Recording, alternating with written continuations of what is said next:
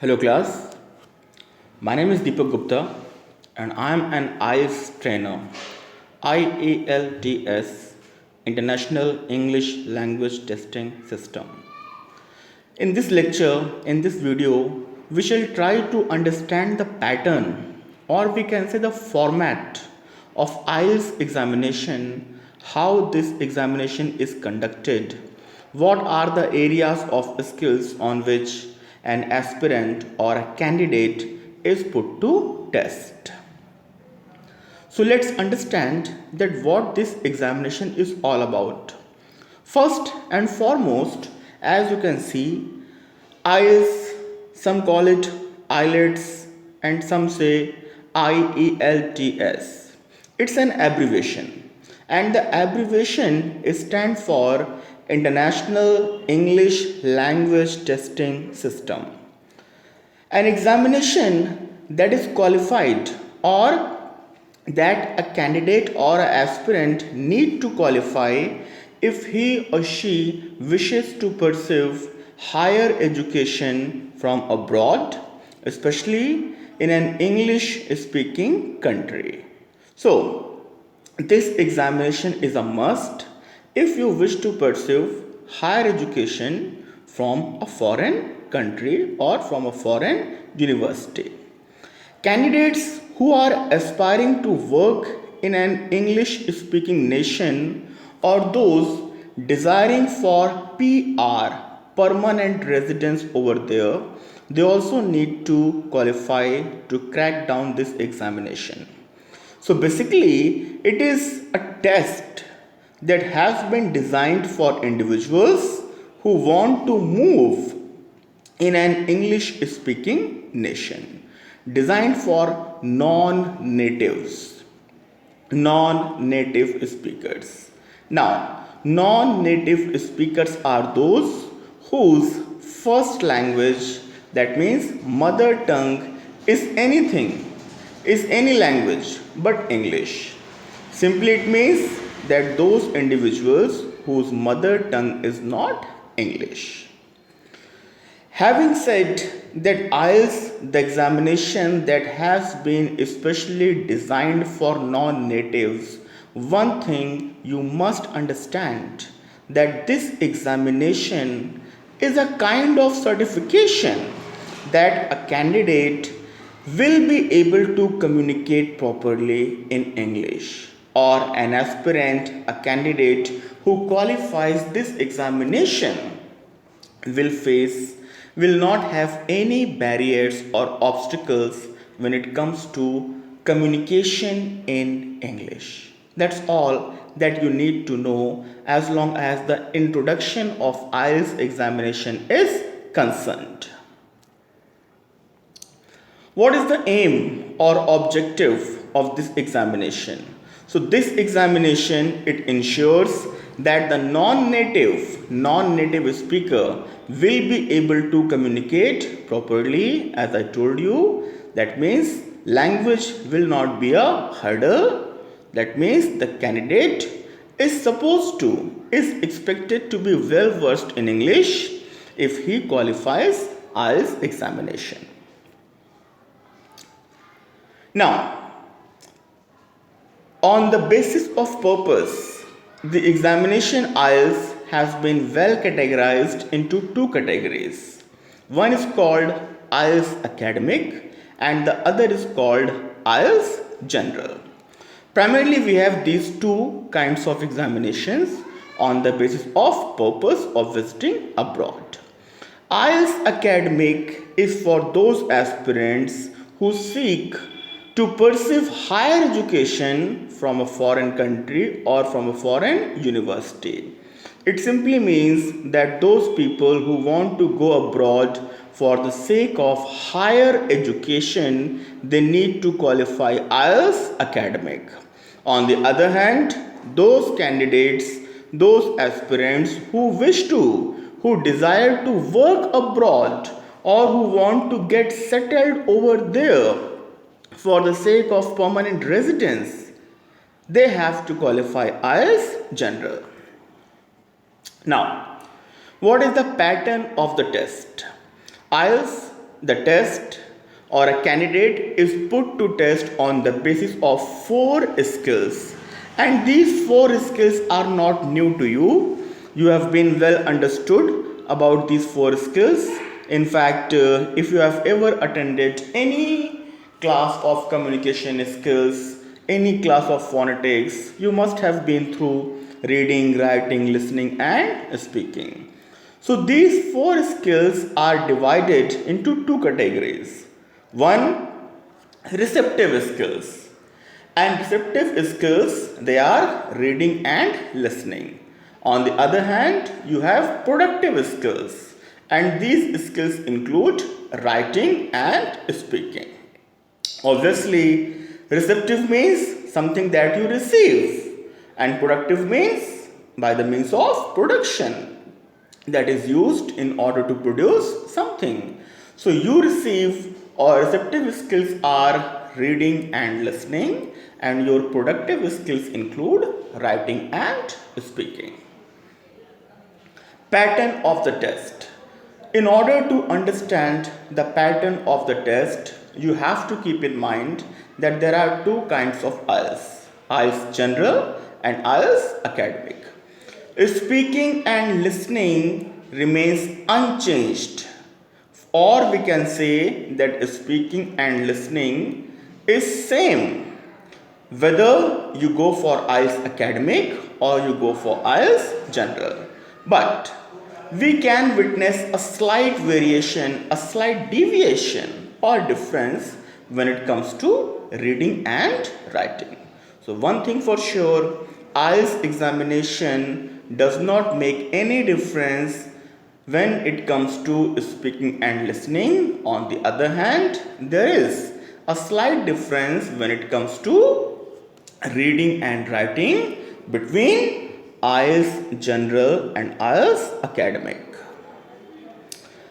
Reading. When it comes to reading, means we are going to discuss that what the test of reading is all about.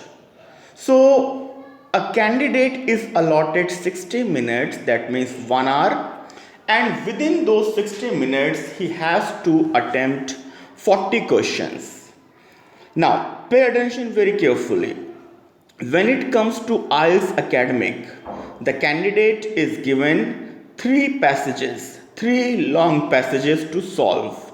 You have to go through it, you have to read them, and you have to answer the questions which are based on these passages. On the other hand, if you are going for IELTS general, then the number of passages it will vary from 3 to 5. That means there can be 3 passages, 4 or 5.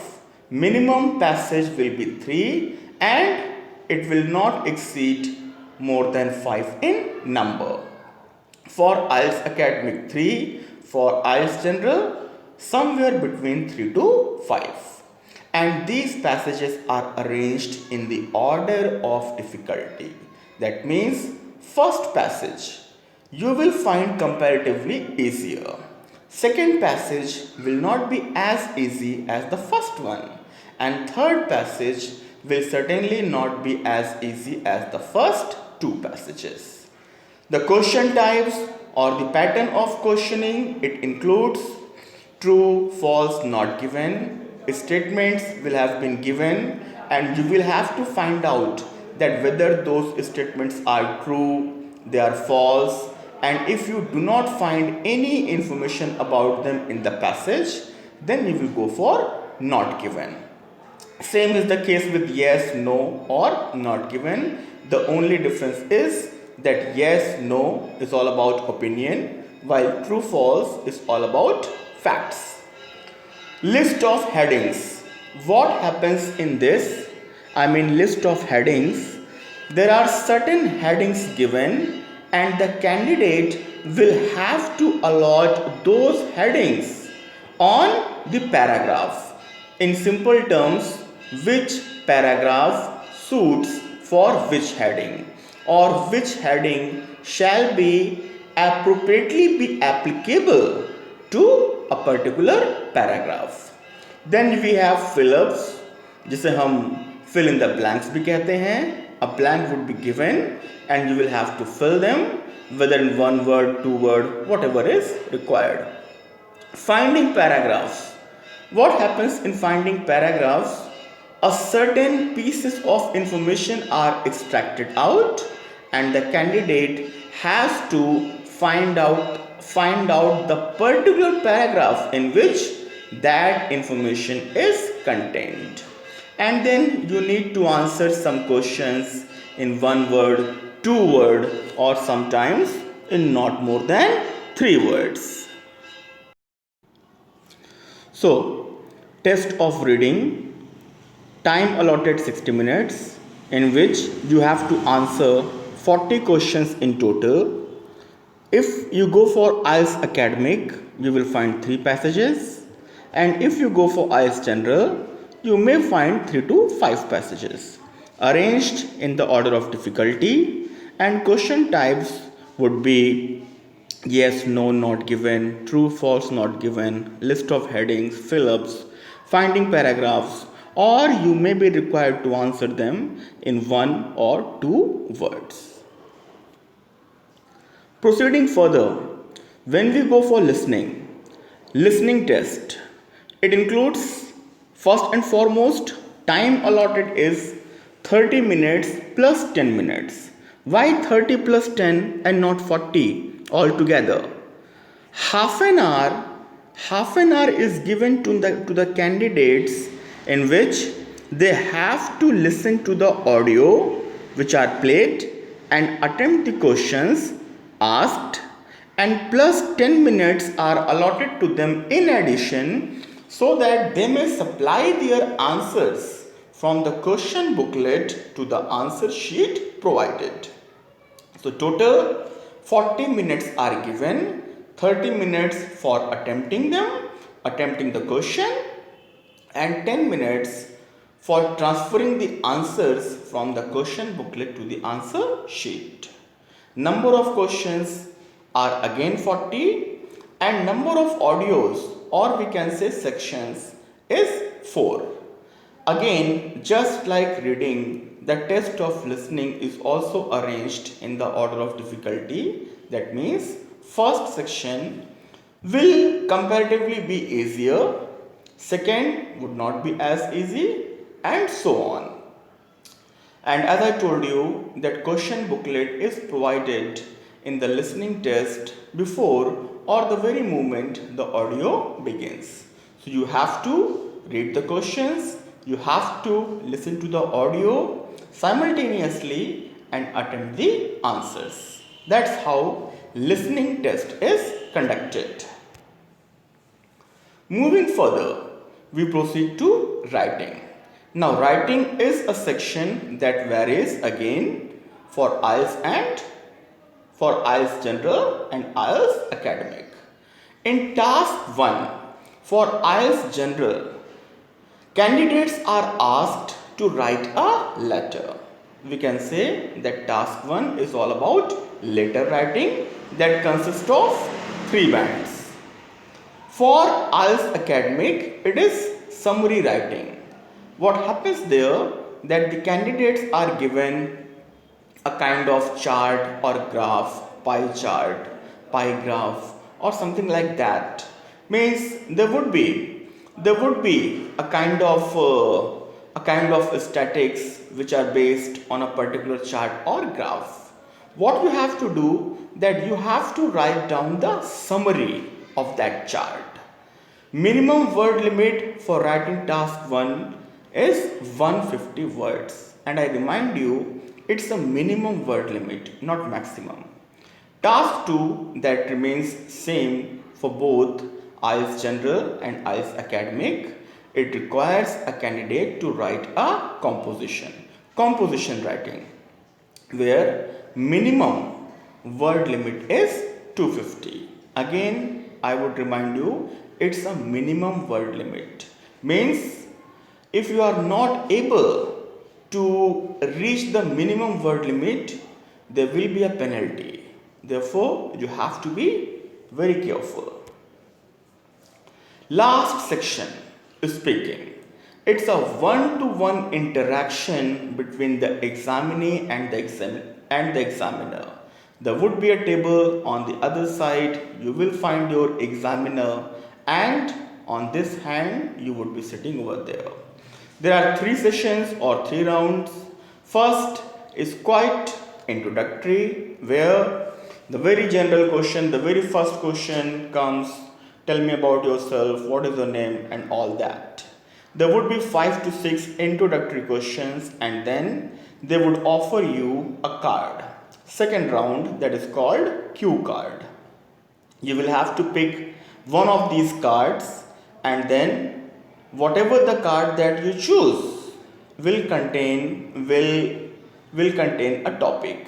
You will read that, and after that 1 minute would be given to you to prepare yourself to speak on that topic. And after the completion of 1 minute, you will have to speak on that topic continuously uninterrupted for 2 minutes. Once you have spoken for 2 minutes, the third round begins, that is called follow-ups. In follow-ups, whatever you have said, you have stated, there may be counter questions, or there may be questions based on whatever you have spoken, and that's how your test of speaking comes to an end. Generally, for speaking, a candidate is allotted 15 minutes, but it varies from candidate to candidate. So these are the 4 skills on which a candidate is put to test when he or she goes through IELTS examination. I hope this video will be beneficial for you in order to understand the pattern, the format, the pattern of questioning. In the upcoming videos, we shall take one skills, and we shall try to explain you what kind of questions, means just like a live demonstration, how questions are asked and what or how a candidate is expected to answer them. One thing I would tell you again, IELTS examination in India is conducted through various agencies. But one thing that remains same, the test of reading, writing and listening. It is conducted on the very same day in one go. And the test of speaking may be conducted prior or after 14 days. It may not be 14 exactly, it might be conducted the very next day or just before a day of your reading, writing and listening. But test of speaking is conducted separately, that you need to understand. So aspirants, thank you very much. I hope it shall be of great benefit for you. Thank you very much.